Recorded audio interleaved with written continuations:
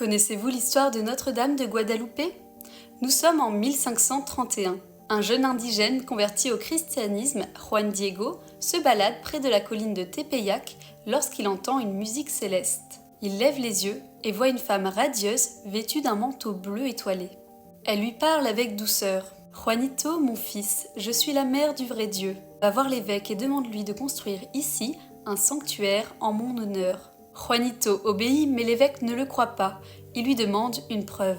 Le 12 décembre, la Vierge lui apparaît de nouveau et lui demande d'aller cueillir des roses au sommet de la colline. Juan Diego s'exécute même si nous sommes en plein hiver. Il trouve alors des roses magnifiques, impossibles à faire pousser en cette saison.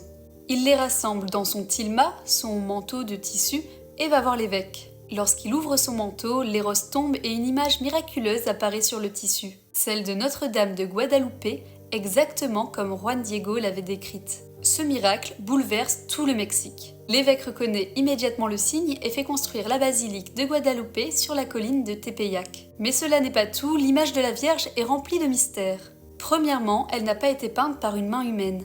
Aucune peinture connue ne correspond à cette technique. Ensuite, ses yeux reflètent des silhouettes comme si elle avait capté la scène du miracle. Enfin, le tissu est intact depuis près de 500 ans, alors qu'il aurait dû se décomposer en quelques décennies. Grâce à cette apparition, des millions d'indigènes se convertissent au christianisme.